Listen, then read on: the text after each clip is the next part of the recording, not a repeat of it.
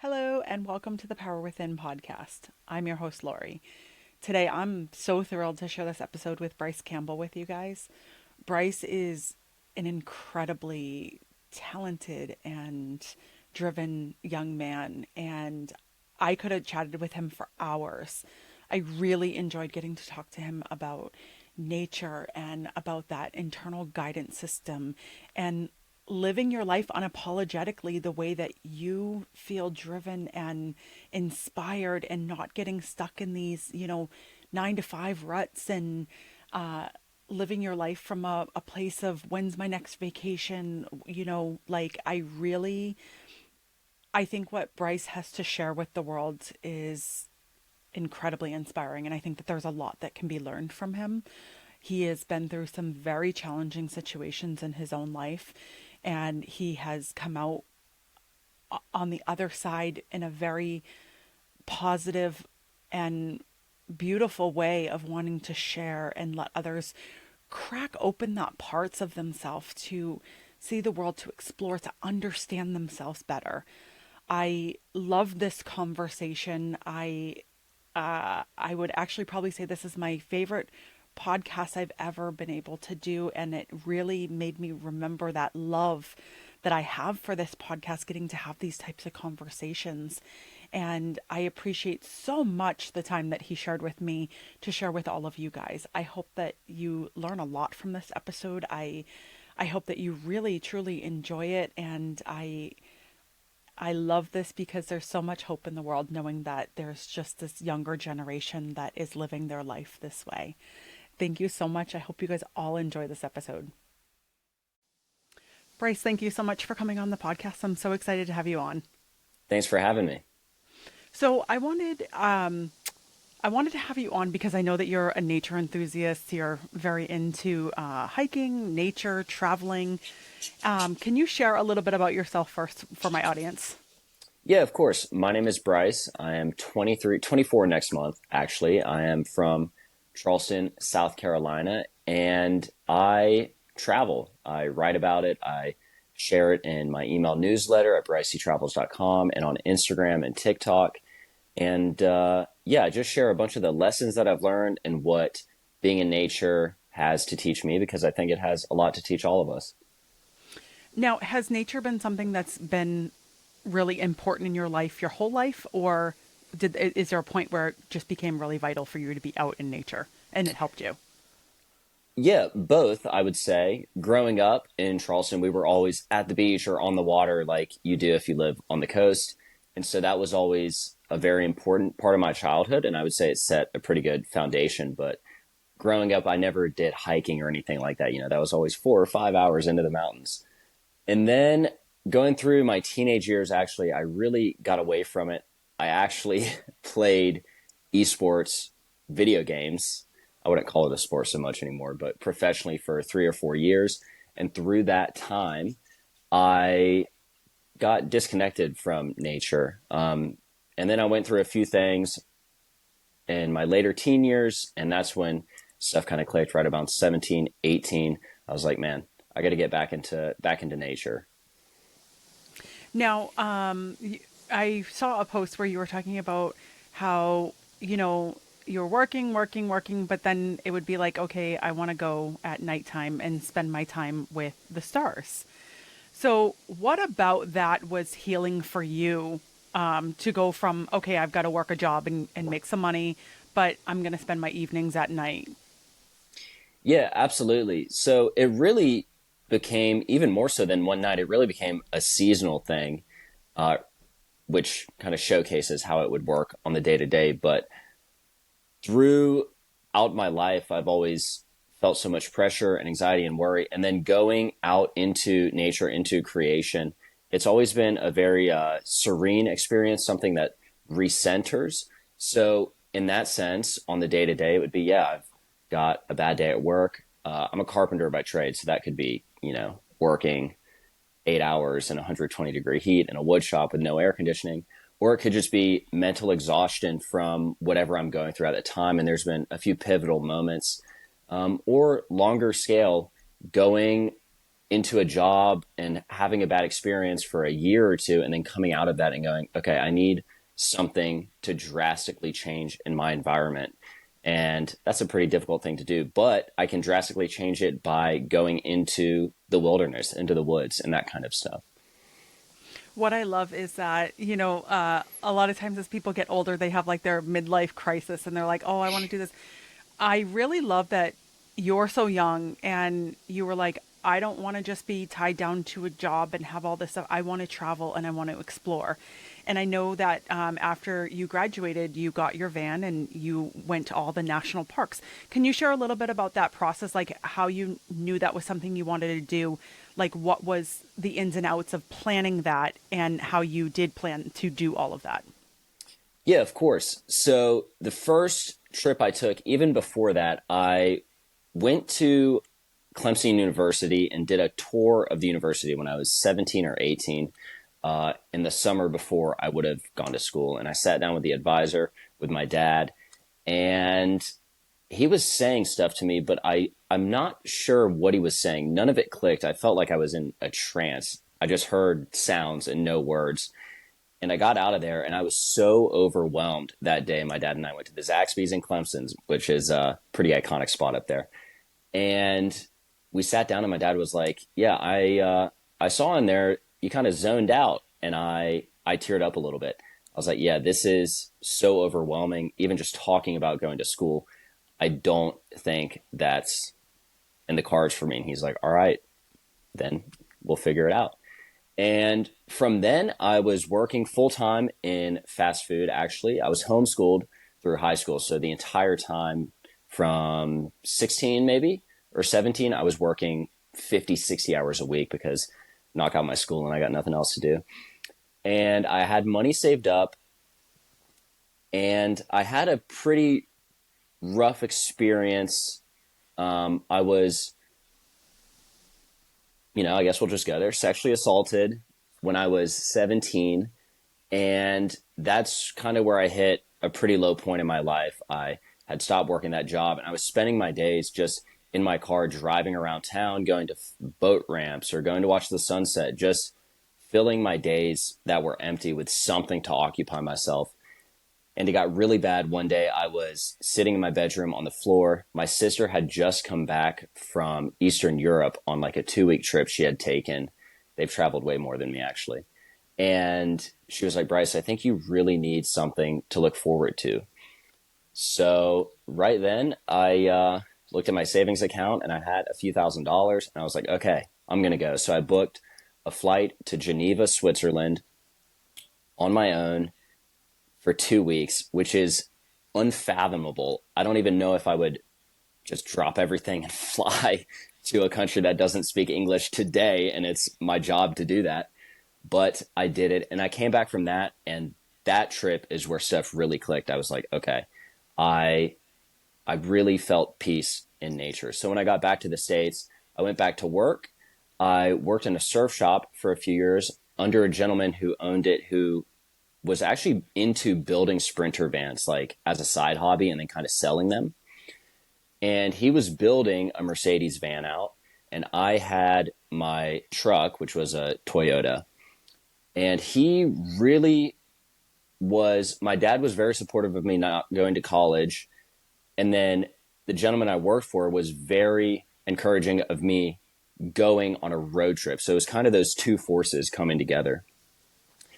And I just built out my truck. I got a little rack for the bed, a rooftop tent, which is like a hard-sided, super simple, like it was $2,000, which was the most expensive thing I have ever purchased.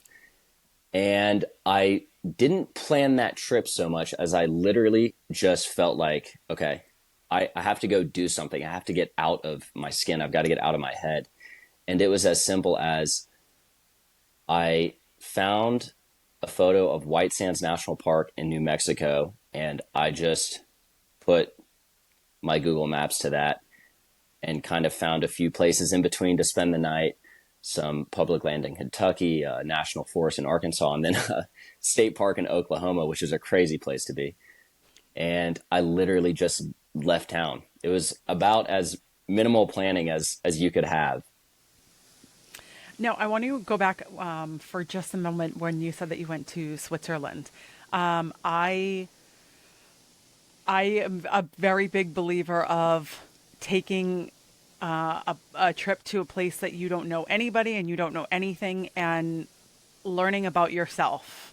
So I want to ask you that trip that you took, that first initial trip that you took, what was something that you learned about yourself that was important for your growth?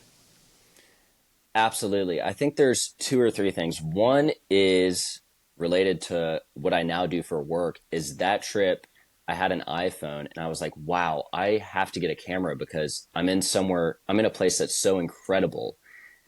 I wish I could document it so I could look back on it. So that's one of the more shallow things. Deeper than that, I felt a very profound stillness. Part of it was probably culturally being out of whack, being dropped into somewhere that's so different. It's just overwhelming you in every sense, smell, sight, sound, touch, even. And that played a part. There's a mental stillness that just overcame me that I hadn't felt. I think right about that time, or a few months before that, my dad had been diagnosed with stage 4 pancreatic cancer. So I had those two big events back home.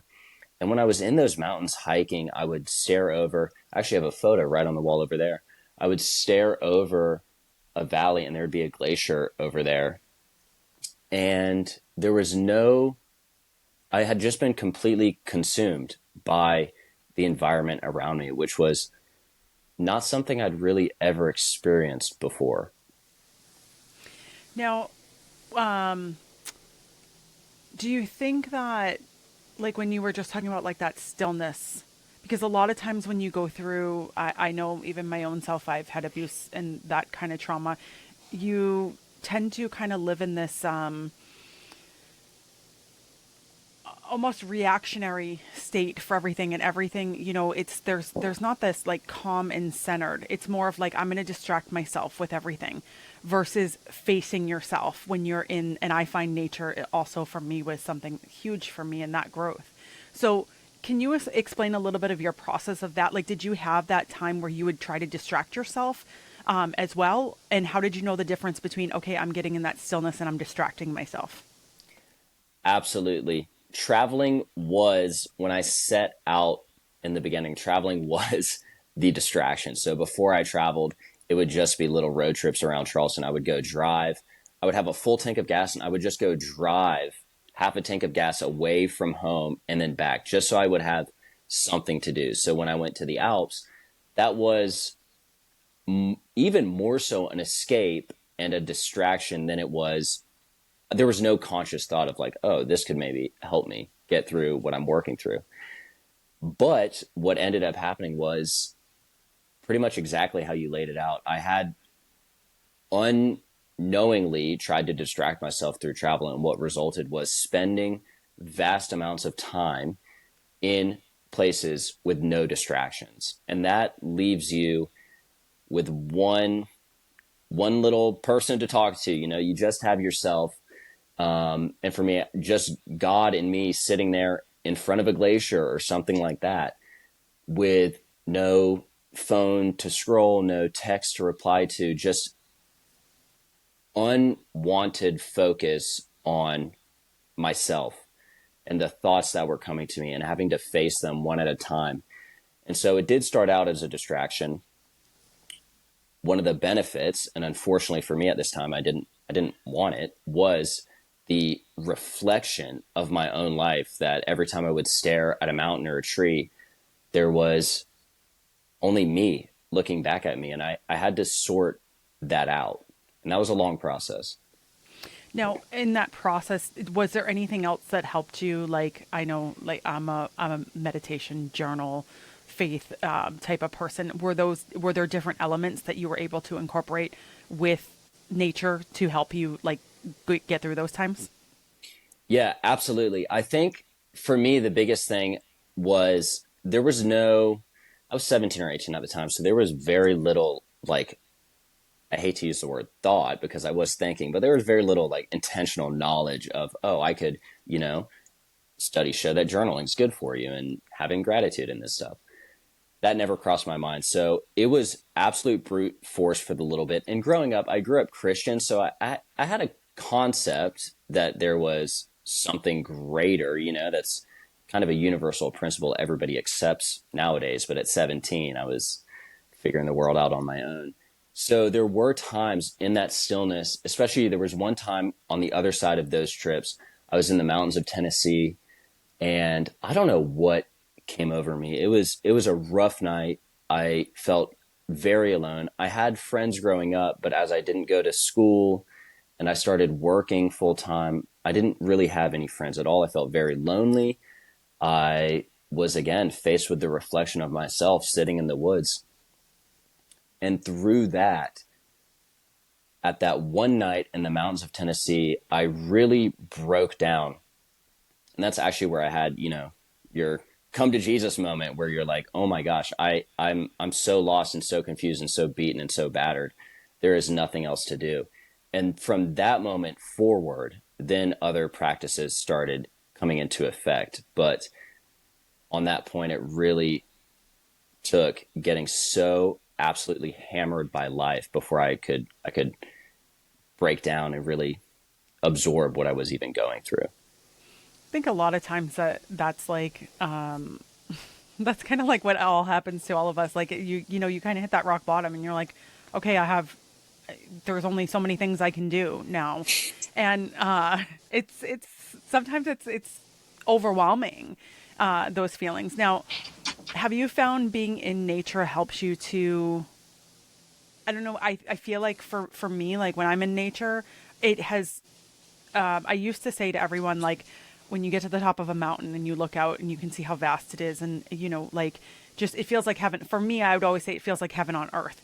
But I've come to realize, like, it's the journey throughout that whole process to get up there that's important. It's the trees, and it's that, like, for me, that really helped me to understand the way nature communicates with me, with my being. It helped me to, like, increase my faith and that belief. And was that kind of similar to your process being out there? The more you were out there, it built that faith more and more. Yeah, absolutely. I think in so many ways, the principles of being out in nature are reflective, or perhaps even where our mental concepts originate from. We all climb our own mountains in life, and then you get out there and you do climb that mountain, and you're going through the trees and you're stepping over each rock and you're like, man, this sucks. My legs are tired. And then you get up there and you're like, okay, I understand what all that was for now. And I also understand my role in this universe and in this life, and in some sense, how insignificant I am. And that kind of takes a weight off. But I don't actually remember your question. I just forgot. Building that faith with, like, being in nature, did that expand it? Yes, absolutely. And it was through those exact moments that I just kind of touched on. And again, it goes back to the most important aspect of being in creation for me has always been the silence and the solitude. And that kind of has two places it can go. I think for some people, it goes maybe a little bit dark and they start to go insane. But I think if you go into it open-minded and looking for light, then you will find that in the silence, and you will hear the still voices of God through the trees and through the rocks and through all of creation that will build your spirit and your faith and your resilience even. And once you have those moments of, like, even if it's like that starting out, just looking for like that light just to go, would you agree though that it's important once you kind of like begin that discovery, even if it's a few little things, like if you're someone in a really dark place, you find those little bits of light and then you start to work on that. But it's really important also to go back and make sure that you address and work through those really dark things too. Otherwise, they're just going to keep circling around in your life and coming up in different ways. Yeah, absolutely. I think there's this in some of the circles I run in, there's a lot of people who travel full time, and I've had conversations with some of them. And I don't travel full time. I take, 3 or 4 months each year and just go do something epic. But I know when I was traveling more than I did today, I was doing it to run away. And actually, the more I came to terms with who I am and the more I processed, uh, trauma is not the right word, but the more I processed my experiences as a human being, as a young man, as a child, the less I felt the call to run away. Before I would never even be comfortable sitting around in my own room with my thoughts for 15 minutes. So I would go for a drive and I'd go drive 3 hours. But through that stillness, you have to be open to it and accepting it because if you don't and you just permanently chase the next high, or in this case, the next mountain or the next road or the next trip, you are never going to actually solve the problems that you're facing. And that's a very easy trap to fall into because it's very addicting. Oh, I could go to Thailand, I could go to Canada, I could go to Miami or Utah. At a certain point, though, you do have to sit down and be still. And that's part of something I advocate for so heavily is more not go, go, go in your travels, but actually go into the woods and sit for a weekend. Go backpacking through the sawtooths in Idaho and just take a satellite communicator, leave your phone at home, and just go for a walk and see what happens. That's going to be where you are even. I didn't want to go into these moments of reflection. It was thrust upon me by all the time that I had spent in stillness and in creation. And then it was like on the flip side of that, oh, I can't run away forever. Something that you just posted recently, I resonated with it so much because we live in a world where, everyone's constantly chasing, like you said, chasing those highs and, just living frivolously or sleeping around. And you had made a comment, which I was like, wow, for someone who's really young, like this is amazing, where you had said, I'm not going to be someone who's sleeping around and I'm going to wait till I'm married. And I want to ask about that because I can kind of grasp that you have a great handle on like your masculine and feminine sides to be able to say that with conviction. Was that like, what was that process like for you to be like, okay, I don't want to be like all, like so many of the younger people are now and just going from partner to partner? Yeah, absolutely. I love that question because it's not something that anybody, especially young, really talks about. I'll have these conversations with friends, even one on one in private, and it's awkward even then. So it's especially awkward when you're sharing it with tens of thousands, hundreds of thousands of people online. The process for that was, I think originally it started with me being assaulted when I was 17. And that formed, I think that kind of situation forms the darkest introduction into the sexual world you could possibly have. So I was pretty jaded coming out of that. Nothing, I never did anything crazy, but I was a young guy and I was traveling, and that's the story for so many. What really changed for me as a man was deciphering where I sought my value as a person. And that comes down to confidence and just personal satisfaction in life. Am I going to have to continually go to, for me, girls, young women my age, 18, 19, 20, and find my worth in them? That's a very derogatory thing for myself. It's also very shallow of them for me to be like, I'm going to use you because I'm not comfortable with who I am as a person. You know what I mean? And where that really transformed was through my relationship with Jesus, obviously, because there's so much going on in the world. It's so easy. It is so easy to become a slave to that kind of mentality. And it really takes a supernatural power to pull away from that. And probably when I was 20 or 21, I would find anytime I would do something stupid, I would just be so emotionally distraught afterwards. I'd be like, why am I doing this? Like, it never made me feel better. I never felt better. And that's what I was always chasing. I was trying to feel less alone. I ended up feeling more alone. I was trying to build a connection, and I ended up with less connections through, friends and community and all these things. And eventually, after a certain point, with being alongside, spending time in nature and in that stillness, to have those moments of reflection, I just kind of came to the realization that this life, that lifestyle sucked. It was not fulfilling me.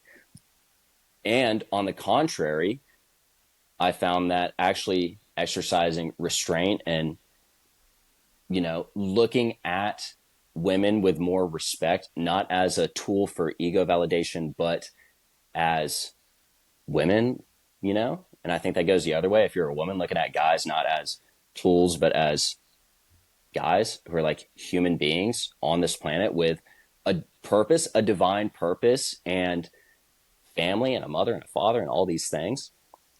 And when you start running down that rabbit hole, it starts to become the opposite. It starts to become unfathomable to not exercise restraint. Whereas being 18, it was like, I can't imagine I'm going to wait till marriage. And I was like, I can't imagine going out on a Friday night and then waking up in somebody's house. What is that? That's insane. So that is something I try to touch on a lot more, especially with younger guys. I think that's where a lot of the dynamic lies.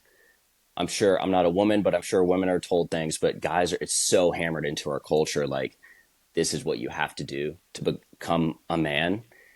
And I've experienced that with my own friends, young guys who go down that rabbit hole. And after the first time, they're like, what a mistake. What a mistake. It takes away that sacredness of it. It does. Yeah, because there's something truly sacred, and it, it's a bond as well. Like, you just give away parts of yourself, like when you do that.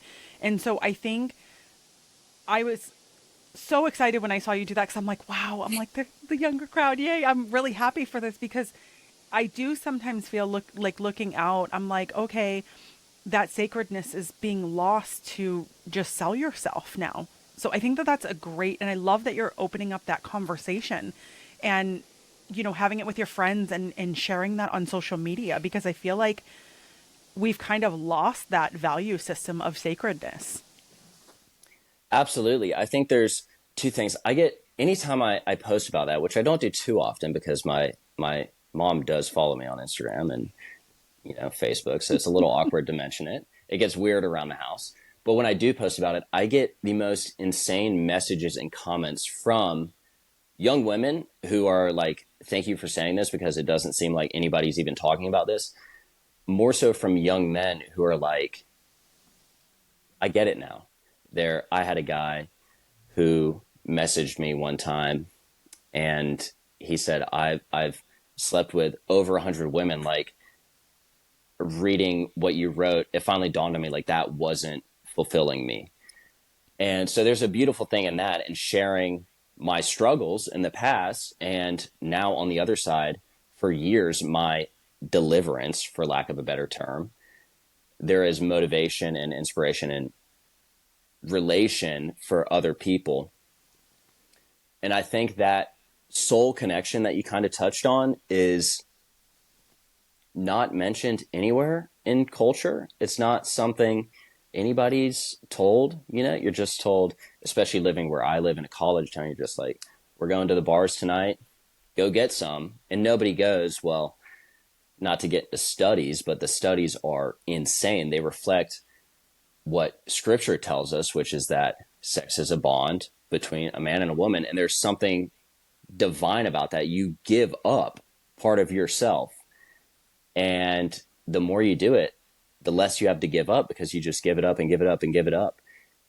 And there's something super spiritual about it that has been almost ignored by especially Western culture at large for so long. But to your point, I do think younger people are going just as I have. I'm median. I'm not special, one way or the other. I'm normal. So if I'm having the realization like, wow, I did this from 18 to 20 and it actually left me feeling like garbage, like void of any meaning or purpose or love even, I can't be the only one going through that and coming out the other side and going, that's not it. So it's got to be the opposite of that. And there's no, sex isn't one thing. There's not really an in between. It's not something you can walk the line on. It's either like you're committed and you are surrendering that stuff spiritually to another person, or you are not. There is no gray area in that dynamic. And do you feel like I want to ask like kind of another element to this where you're talking about like that feeling of spirituality and stuff. Do you find I don't know if you drink alcohol or partake in any if you've taken any drugs or anything like that, but if so, do you find that that also kind of severs that connection for you? Absolutely. I have drank alcohol. I have smoked weed. It's not something I make a routine of, even with my aesthetic. I think that's something I get commented on a lot. I was just outside a library in Dunedin, New Zealand 2 months ago, and I was walking up the stairs on the phone with a friend of mine, and a homeless guy with one eye. Alarm bells were already getting raised off. I was like in a new city, in a different country, by myself. I'm already heightened. This guy comes up and he passes me. He says something. I'm like, sorry, dude, I'm on the phone, like you do when you're not wanting to talk to somebody. And I get up there, I hang up the phone with my buddy, and I go, hey, did you ask me something? The homeless guy walks back by and he goes, yeah, man, you got any weed? I was like, oh, here we go again. But super cool interaction. He ended up asking me about all sorts of crazy stuff, and I ended up praying over him. He wasn't a Christian or anything, but he was just like so curious, searching for weed and alcohol and actually sex as well. He was talking about living with a woman, and he's like, yeah, I'm feeling that same void that Bryce, felt years before that I had talked to him about in front of a library in a foreign country. It's crazy.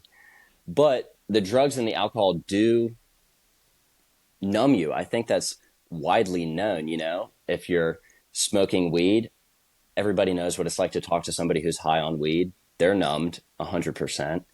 And if you're drinking alcohol, you are doing it to numb either your senses and your anxiety or your, prohibitions and conversation or anything. In that same way, substances or drink, they numb my experience of the world.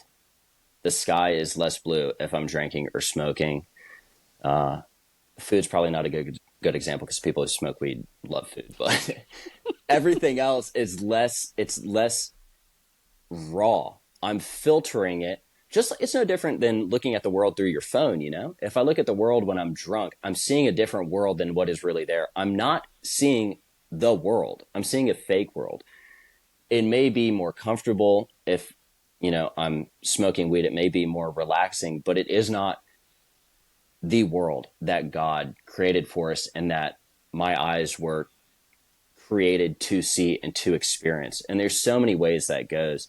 The obvious ones are like an alcoholic in a relationship who just destroys the person he loves, or she, anybody can be an alcoholic, destroys the person they love because they're so numbed from reality. I mean, it's a very dangerous thing. I think that's similar to sex in the sense that younger people are going, wait, this isn't even one, it's not even cool anymore, And two, it's not filling the void that so many young people have, which I think is ultimately where these conversations all stem from. Yeah. You were, I actually found this kind of interesting when you were just talking and you were talking about the guy in New Zealand who you talked to after.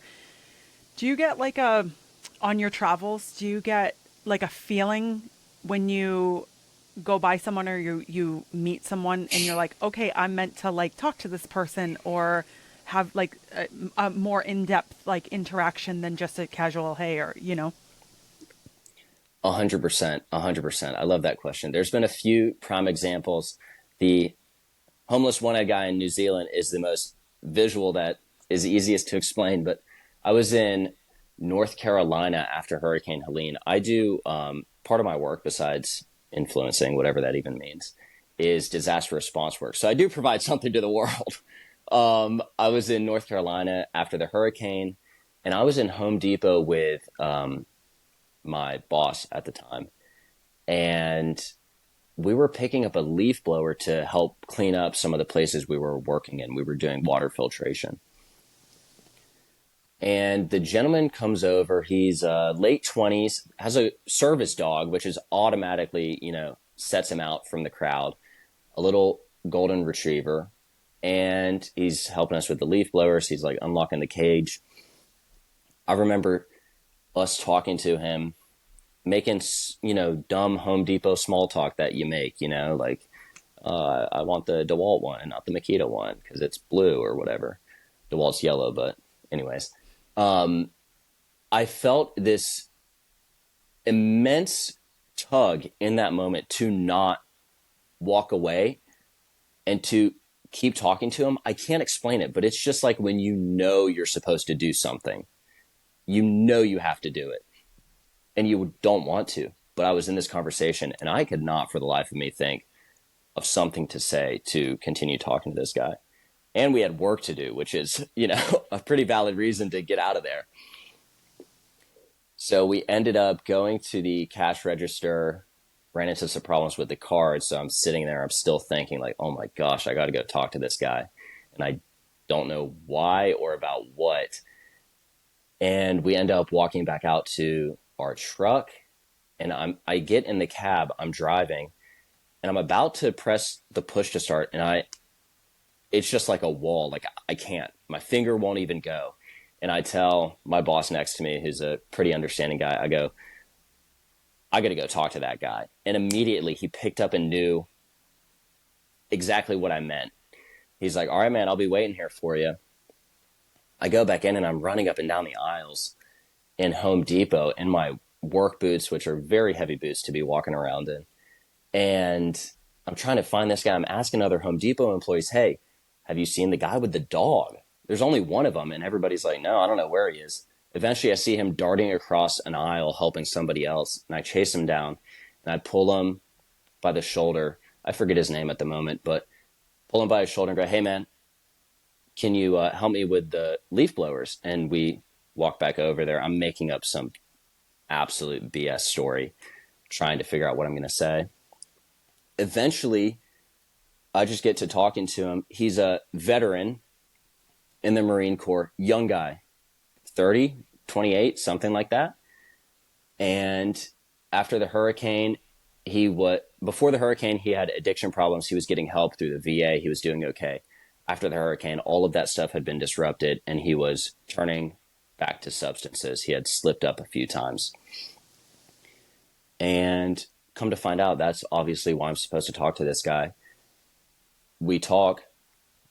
I feel the overwhelming conviction, just like when I was going to press the key to start the car, how I couldn't. Now I could not answer this conviction to just say, hey man, I feel like God's telling me to pray for you. Can I pray for you? And he actually goes, yes. And he starts tearing up. And I just pray for him like, God, please help deliver him from these substances, and not so many words. And he gives me a hug afterwards. And of course, I never know what's going to come from that. That's 6 hours from here. I don't know what's going to come from the gentleman outside the library in New Zealand who I prayed for. You never know. That's not our responsibility, though, in any of these circumstances, whether you're, Christian like me, or whether it's something so small like letting somebody merge into your lane in traffic where you're like, maybe I should let them in. We never know the ripple effects of that going down the line. It's not our responsibility or our place to know, but there have certainly been moments in my travels where I know I'm supposed to do something, go talk to somebody. And I'm very grateful I did afterwards, because there's been a few times in my life where I've not said stuff and I've really regretted it. And I never want to experience that again. I love that. I always get really fascinated to hear how people talk about like what that feeling is for themselves. When you travel, do you predominantly travel by, I know you said that you have friends that you've met along the way and stuff. When you travel, do you make that like your, do you make the plans like by yourself or do you do like group ones or how do you do that? Yeah, I really prefer, and if anybody listens to this, no shade to them, but I love all my friends. I really prefer to travel alone. It's something extremely euphoric about it. There's something extremely inspiring as well when you find the confidence to go walk into a museum by yourself, go sit down at a diner in Kansas by yourself, just really putting yourself in those situations that for me have been so uncomfortable in my life of doing things alone has provided so much growth. And now I've kind of become addicted to the feeling. So maybe that's a little bit dangerous, but it is my preferred way. And there's so many benefits to traveling with other people. You meet people, you have these great stories and these great relationships. I've got friends for life from guys I just went to Idaho with and did like 3 nights in the backcountry. You know, that's a bonding experience that will never go away. But for the most reflective and like important moments of my life, they have always come when I'm alone. It's very easy to distract yourself when there's other people there. So when I started out, I went alone and traveled alone because I had nobody to go with and I just needed to go. So I just did it alone. Now it's to the point so many years later where I know I need to think something through or I've got some feeling that I need to process. And I'm like, okay, the response to this is to go do something alone, go spend a night alone in the woods. So it's now become way more of a tool in the toolkit than it had been in the past. But alone is the way, I think. I love that. And what you just said, like that, like doing those uncomfortable things. I think that that's so important because I hear so many people say one of the ones you said, going to a restaurant by yourself. That is like one of the hardest things that you like. I know for me, it used to frighten me. Now I'm like, I don't care, whatever. Like if people got something to say, well, I don't. I'm going in a meeting. You know, going to a movie by yourself. You really start to, I think it's great to, you know, have companionship and do different things, but there's a whole different level of understanding yourself and also exploring that uncomfortableness because so often everyone like loves to sit in that you know, the like, oh, I'm not going to go out of my comfort zone, but you don't grow and you don't expand and you don't get to find different parts of yourself if you're constantly just staying in a comfort zone. Yeah, that is so true. For reference, when I was 16, we were in front of a grocery store, my dad and I, and he was on the phone doing work. And he's like, Bryce, can you go in and grab this? It was probably like tomato sauce or something, really not that big of a deal. I couldn't. I told him I couldn't. I could not. At 16 or 17 years old, I did not have the confidence to go into a grocery store on my own for fear of what if the cashier asked me something. Not like, do you have a phone number? But like, how's your day going? I would have the anxiety of that conversation was so immense, it crippled me. And it probably crippled me for years before. I just didn't realize it at the time. That all changed over the course of doing a few things, like just little steps at a time. Going to the restaurant alone came down the line probably 2 years. The first thing was going to the beach alone, a place I grew up going to, really comfortable for me, not something abnormal, but just going there alone and not with my brother or my parents or something like that. Going and watching the sunset alone, not even in a place around other people, but just somewhere alone. So it was these little, everybody talks about baby steps and everything, but it was these little baby steps of, okay, this is a little bit more uncomfortable than what I did last week. So I think I'm going to go do it, just if for no other reason than it makes me uncomfortable. And that is also how you end up, you know, hitchhiking in a foreign country with a drug dealer. So there is probably a line that you know, you should start to go, okay, maybe I should think this through more. But evidently I've gone past that because that just happened 2 months ago. But there are those, you do have to force yourself to go outside your comfort zone. Nobody's going to come, save you, especially with loneliness. For me, the only reason I have friends is because probably the most terrifying thing I've ever done is walk into a church on my own. I was 20 or 21. Again, grew up Christian. Like, we went to church until I was maybe 12 or 13. But then there's that whole gap, from then to being a young man where I didn't. So I had no, connection and no mental capacity to handle that kind of overwhelming new experience. But I remember my thought process for that specifically was, well, this is basically like buying a house or something, the person there is supposed to impress me enough to want me to come to their church or buy their house or take this job. That's another thing with job interviews I've done in the past, is like the reframing mindset of going, I'm not trying to impress this job interviewer. I know I've got inherent worth. For me, that comes from the knowledge that I was divinely created by God. Like, I'm here for a purpose. For somebody else, it might come from something else. But the person interviewing me is supposed to be convincing me that I want to work for them, the other way around. So all those little moments eventually snowball into something so much more. Eventually, saying hello to the cashier ends up with, okay, I don't want to go to my first job interview, but I think I can muster the confidence for 5 minutes to walk in the door. And then once you're in the door, you can't walk out. Yep. And I love when you were talking about loneliness, the way that I kind of, on my own journey, how I've kind of looked at that is I don't get lonely anymore now that once you kind of tackle your inner, I'm just going to call them inner demons and those things that you're afraid to confront. Once you do that kind of inner work, you really don't get lonely anymore. Or I don't. I find that I don't get lonely.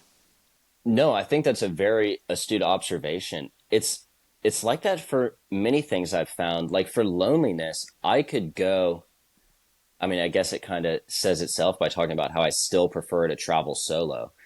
It was really uncomfortable to do that in the beginning. And I'm sure some in the future, a wife and kids, it'll be like, oh, I'm glad I can travel with my buddies or my family or whatever. I think there's still always going to be that longing to do stuff alone, because once you get a nice taste of it, it's going to be, there's always the awkward stuff starting out, like trying to sit with yourself. But once you get a taste of it, you go, man, this is actually not that bad. And another example would be going back to, sex and that stuff we were talking about before. Sex and alcohol and weed, which is all stuff I've done in the past and now do not do. Or in the case of alcohol, very occasionally. Starting out, you go, man, this is like a pretty drastic thing that I'm doing. Spending time alone, or not having sex, or not drinking at a party when everybody else is drinking. And then you get on the other side and you go, man, this is how I'm supposed to be living. This is awesome. Like, Yes. life couldn't be better than not doing what I thought I was supposed to be doing not that long ago. Now, I know your Switzerland one was very profound for you in kind of the way that you changed. Has there been any other trip that has had that effect on you, or is that probably the biggest one for you? There's another trip that probably had a even more profound impact. After that trip, I came back, and like I said earlier, I was working in the surf shop for a year, saving up money. I really had nothing going on at home besides work. And I wanted to go again. I bought a camera, so I was hooked on, like, man, I got to get out there and just see what's going on. This was still at a point where I was trying to distract myself as well. And so went on a road trip. My first road trip was 3 months. That's where I set the GPS to New Mexico and kind of figured it out along the way. No itinerary besides knowing, like, oh, yeah, the western half of the country, there's like cool stuff out there. That was the extent of my knowledge. And I went, and it was great. All that time alone was pretty pivotal and profound, especially when you're young.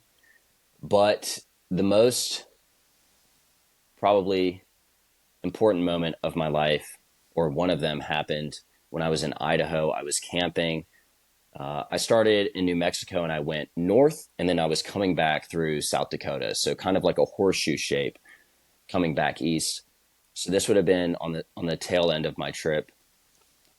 And I was sitting in Idaho along a river, and I was like, man, now it's time to go on to the next spot. So I got in my truck. I drove 15 minutes to the interstate on ramp on I-90 east of Coeur d'Alene, I think it is called. And I was sitting there for a moment, just staring, trying to decide where I wanted to go. And then I got a phone call from my mom, and she called me crying. This was the only time I'd had cell service in days, was in this one on ramp.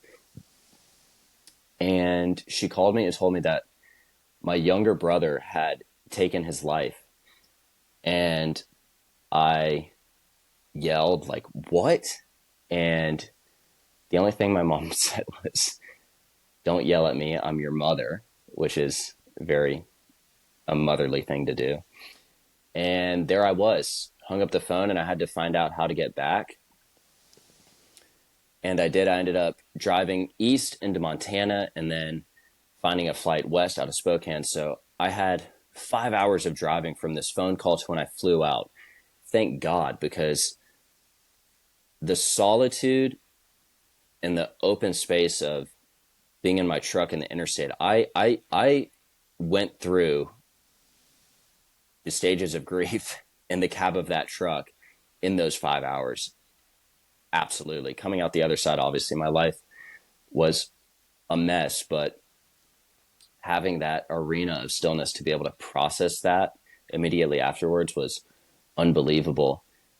I end up going home. It's actually the same month as my mother's birthday and my birthday, so we tried to celebrate our birthdays in the best way that we could. And coming out the other side, it's about a month later, a giant heat wave is coming through Washington and Idaho.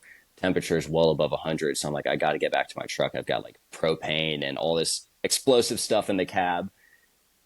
And I get back and I immediately went back up to the river, to the same spot, 15 minutes away from where I took that phone call. And those were probably the most profound days of my life. No cell service. One book, Barbarian Days, which is a fantastic book if anybody's looking for something to read, and nothing else. I had a lawn chair in the river, and I sat there for 3 days, and I don't even think I had thoughts at that point. I just needed stillness. Of course, it would have been more comfortable to be consumed in something. There's the example one time a few months after that, I was back home from that trip, and I would be in the shower and I would play like YouTube videos on my phone because I was so uncomfortable with the silence of the 10 minutes in the shower. I just needed to drown it out. Actually, my mom one time complained, like, man, that video's so loud I can hear it in my room. And I was like, it has to be, because that's the only thing keeping my head on straight. But by far, that trip was probably more important to me than Switzerland, if only because it really, really showed me the power of leaning into the silence and the solitude in creation, even when I don't want to, even when it's the most uncomfortable thing I can think of, even when it doesn't financially make sense, which it didn't. What came out the other side was a totally transformed Bryce, a different Bryce, and that never would have happened if I didn't willingly venture into that uncomfortable space. Was that like when you were talking about when you were in the shower and you had to really listen to the, the YouTube video loud, and then versus like when you were by the river and it was just quiet? Was it easier for you to process everything without other people around? Is that what it was? Like, I think without other people around, absolutely, as well as the physical environments we find ourselves in. I think that plays a large part. Um, some people, people love cities. My sister is in real estate in cities. I live in a suburb, so I'm not against cities or suburbs, but the heightened level of anxiety that comes along with that for me has always been very apparent. As soon as I get out into the country, things start to settle down. I think that was part of it. Down to, yes, other people, like having to sustain yourself through little interactions when you're going through something that grand would get pretty exhausting. And that would lead into places like somebody says, have a good day. And you're like, have a good day. You have no idea. So there were two parts of it. I think one, like the physical environment we're in, being in creation in nature, that has incomprehensible positive effects on calming us down. I think studies show that lowers your heart rate, lowers your breathing, as well as the solitude and not being distracted by people and conversations and those sorts of things that are easy to escape into. It's easy when things are going bad to just run into people and conversations and YouTube content, Instagram, all these things. But boy, when people say they're distractions, they are. And that's not where you're going to find healing. yeah, I have kind of like a real love-hate relationship with social media because I do think that there's some really great benefits of it, but I also think that there's some real toxic elements to it. And if you aren't really in tune with yourself, it becomes something that is can consume your life. I was watching a documentary about I think it's called We Are the Carters, and the girl was talking about her brothers. One was a Backstreet Boy, and the other one was Aaron Carter, and she was talking about how he was the most loving kid ever, like so sweet. And she said he got so consumed with social media, and he became, because people were so vicious and ugly to him, that he became like this really, like, he got into drugs and everything. He ended up dying. But she said he ended up like becoming this horrible like bully because of everyone who bullied him. And she's like, just to watch how that narrative of social media like changed who he was as a person. And I was like, I remember watching that, and I cried and cried and cried because I was like, I remember certain elements of social media for myself. And I was like, nope, I don't want to do this. So even now, like, I'm like, okay, I'm going to unfollow like everything unless it's something that really resonates with me or I know the person, because there's too much to get caught up in at times, I think. And I think it's important to have that kind of like, that's why I loved your content, because I'm like, oh, I'm like, he's not just sharing about this, or, like there's some really important things that you put in there along with that travel that I think are really beneficial. And I'm older than you are, and I'm like, oh, I can learn stuff from him to, integrate on my own journey. And I appreciate stuff like that. Well, I appreciate that. That's very kind. I think, yeah, thankfully, I think the big thing, especially with people my age now, is growing up with social media. I am so thankful that I was not given a phone until I got a job, for one. I don't know how sustainable that is nowadays, but that kind of shield of protection was so important for my development. I can't imagine who I would be if I had access to all this, whatever it is, online when I was younger. Even now, as an adult who does it for a living, it's kind of funny to be railing against social media when it's what I do for work. But I have two phones. I have my phone, which has cell service, and it's a 5-year old iPhone. And I have my work phone, a new iPhone with the nice cameras and Instagram on it. So I know today I have to have these lines of distinction. I mean, it is so freeing to leave my phone's at home and go somewhere. And I think that even speaks to the connection that we have with the internet. Something else I try to really get across online in my content is social media is absolutely what you make of it.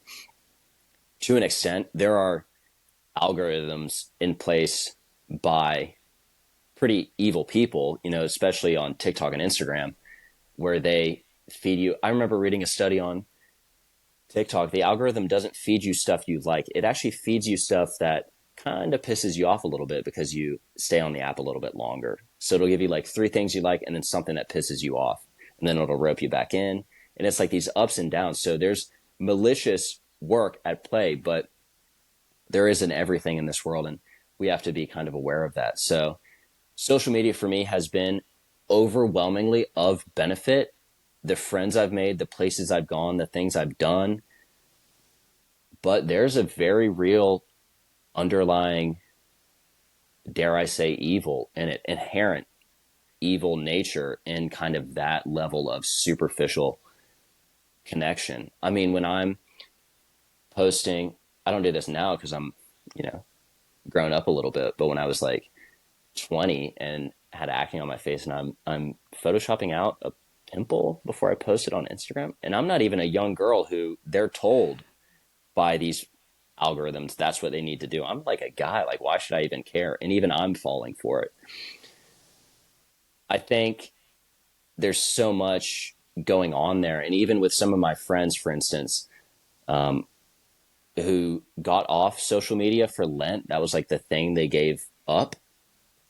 I had two of them in the past week go, yeah, I got back on, I re-downloaded it, and I immediately started falling back into these habits. I'm deleting it again, and I'm staying clean, which is so funny. One of them, my buddy, was like, I could immediately tell in my head anxiety and like all my senses got heightened and the comparison starts falling back in.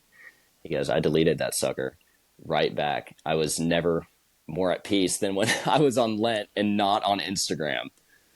Well, it's so important because to be present in your life and to like really realize, I mean, that's a huge to be able to like get it back and be like, oh, okay, I can totally see and feel that with myself. I know, sorry, I could talk to you like for hours. I'm really enjoying this. I have a couple more questions that I want to ask you. One of your posts, and this I loved, when people were like, oh, he must be like a trust fund baby to travel.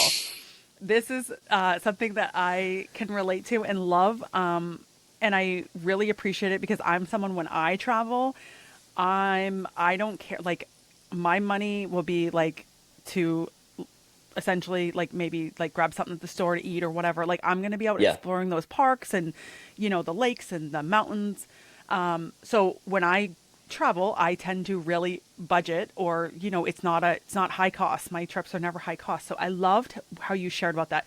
So I want to ask if you can kind of talk about that element of how you, I know we talked a little bit about it at the beginning, before we were recording, like the not having to spend a lot and how you manage to do that and be able to travel to so many different places. Yeah, absolutely. Not to be a total shill, but on my website, brycetravels.com, I actually have a page called Budget Adventure Blueprint, and it's like a free PDF, basically going through like some of the top three or five things on how I manage it. But there's so much we could talk about there, and I do love talking about it because travel has, in part because of the people who market travel as being a super luxurious thing, it's got this reputation, and it doesn't have to be that. First off, and I tell this especially to young people, a lot of my audience is younger people, 17, 18, and I go, man, the most important thing, I'm not telling you to not go to college, I think it didn't work for me. There's a lot of people it doesn't work for. Don't do that, but go take a gap year and go take a road trip. And they go, well, how? Like, I don't have any money. There's a few ways you can travel. Kind of what we were talking about off camera, like currency conversion, going somewhere where the currency is dirt cheap. Or the easiest thing for people in North America is like, get in your car and go drive somewhere. It's not that expensive to do. It's cheaper than a hotel and all these different ways. But it really comes down to the mindset. Am I staying in a Four Season, and am I going to dinner at some fancy restaurant in downtown New York or downtown Toronto or something like this? Or am I going to go stay in a hostel or go camp or like in even a cheap like Motel 6, which I've known some people to do, and eat like a PB&J? You know, it's really in that mindset. A lot of travel too, I think, comes down to people. I've been know a fair amount of people who don't even travel to travel. They travel for like the Instagram photos, you know, which gets back to social media. If you travel to travel and have those experiences and meet people, the best way to do that is to do it on a lower budget. It really connects you to the culture that you're in, whether it's rural Wyoming and going to eat at the diner or go to the Kroger, or it's being in, you know, Bangladesh and taking the ferry instead of flying or something like that. It really comes down to mindset, but the practical tips are like driving somewhere is so cheap in North America. Like even if you're in California and gas is something crazy expensive, it's still cheaper than flying somewhere. And if you sleep in your car or in a tent, it's still cheaper than a hotel. Or, you know, a flight's decently expensive, but you go somewhere where the currency goes way, way further, which is normally South America, Southeast Asia, something like that. Now, do you think that comes down to see? I as I've gotten older and I love doing like the travel and stuff too. Like I'm very minimalist. Like I'm not like now I'm like I want to get rid of all these things. Like not that you can't have things that you love, but I think for me I found as I connected with nature more and I got out and did those things, I actually stopped wanting like those big things like you know that I would be like hoarding and getting, and now I'm like, oh, I don't care. Like okay, if I go here, you know what, I went and bought a cheap tent and I'm like, I'd rather sleep outside than and spend a couple extra days here than to, you know, get a hotel and spend a couple $100s for a night and go for a night. Yeah, absolutely. It comes down to like, what are you hoping to get out of it? What is the experience? And for me, and probably for you, it sounds like we're hoping to get the experience out of it, you know, more so than I'm sure that, yeah, there's a time and a place for like a nice handbag and a nice steak. And maybe someday if I have more money where I can afford those things, I might do it. But right now, I don't, and I haven't had that money ever. So I'm going to focus on what's actually more important, which is like conversations with people. That's actually, I think, the most important thing in traveling is like conversations with people and getting into spending time alone. Like those two things, which seem a little bit at odds, but they both have their place in any good trip. You're going to be doing both. And if that's what you value, you will find a way to travel cheaply. I mean, I don't have a trust fund. I don't pay rent, which is huge. I live at home. But when I'm traveling, it's like I was telling you, I was in New Zealand for 32 US dollars a day. How is that possible? Well, meeting people and, you know, staying with them on their couches or making friends and eating cheaply, which I don't do at home. When I have the money, I like to eat clean, but that kind of goes out the window when you're traveling. And living a lifestyle that really accommodates the budget. It'd be very nice to travel luxuriously. When I was in New Zealand, one of the guys I used to work for came over with a friend of his. They spent $10,000 on 1 month in New Zealand. We were eating lobster. We were taking helicopter flights. We were doing everything, like going up to glaciers and all the stuff I would not be able to afford to do, which is great, but I have to be realistic. So I can't go, you know, take a helicopter up to the top of a mountain, but I can go find a mountain that's a little bit lower and like go hike up it for free, you know, and pack a sandwich. I can do that. I can't have lobster dinner, but I can definitely go, you know, find a nice crawfish sandwich somewhere that's like $9. So it is all these things in moderations. And where there's a will, there's a way.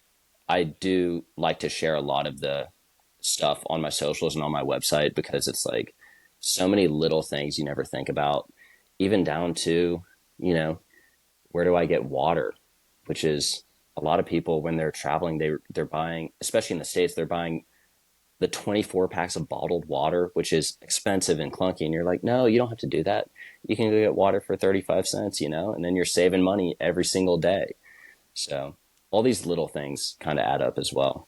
I was going to ask you, when you're like sharing stuff on your social media, how do you decide in your travels, okay, this is something I want to share and this is something that I want to keep for myself?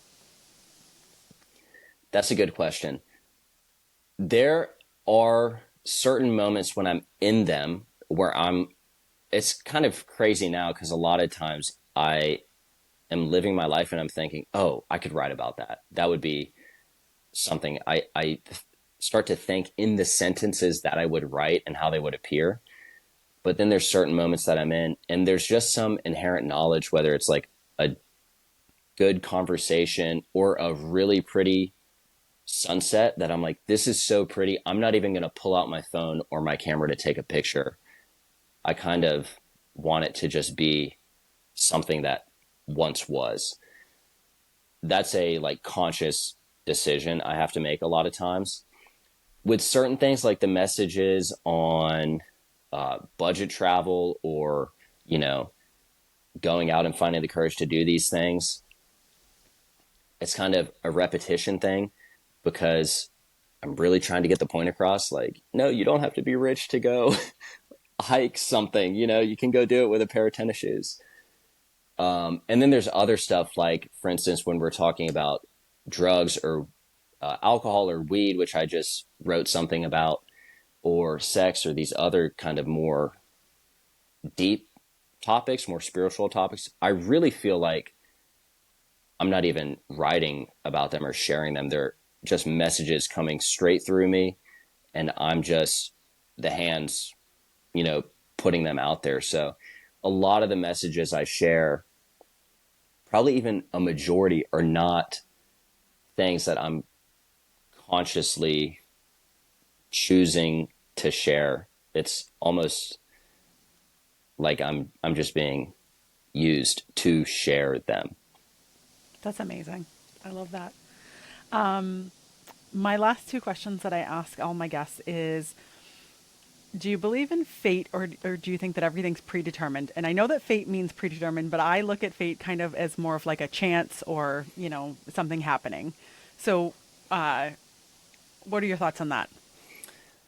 That's such a good question, such a timeless question. It's something that in Christian circles they've been trying to decide for 2,000 years. I think both. There are certain things in my life that are I have felt very confidently were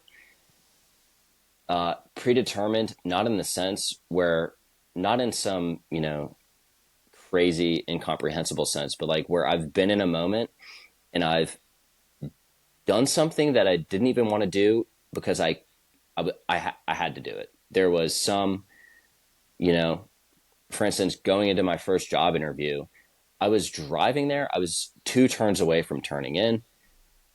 I I could not do it. I was like, oh my gosh, I want to go home so bad. I got to use the bathroom, like all these different reasons to get out, and I didn't want to do it. But I couldn't. I couldn't unlock myself. I was locked into it. So in that sense, I do think there is some things in the world are predestined. You know, I think they're a little bit out of our control, even if we aren't consciously aware. I think there are bigger forces at play.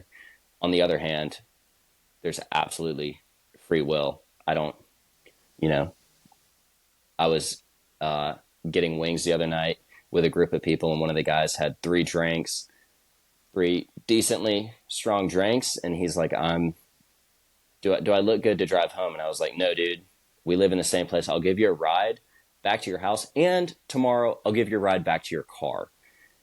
And he goes, "Nah, dude, I'm just gonna do it." And he's like 100 pounds bigger than me. I, you know, can't force him. So it's like, did he have free will to do that? Did I have free will to force him in my car? Probably. That probably wasn't predestined, but I think both are true. Okay, so you just kind of touched on the last question that I wanted to ask, which is on free will. And the question is, obviously you have free will to decide to, and I'm talking like more on like your faith path. You have free will to step off, do different things, go different paths, which may ultimately lead somewhere else. But do you feel that there's free will on your faith path for whatever the end game is, and How do why? you mean?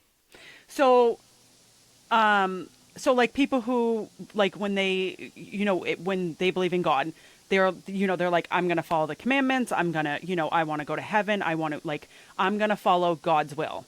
So to me, that's not your own free will. You're following God's will. And universe wise, whatever your faith may be on that, like, do you have free will, or do you follow those nudges and those things that you feel guided to? So that's kind of the way that I mean it. Yeah, that's a really good question. These last two questions are really good.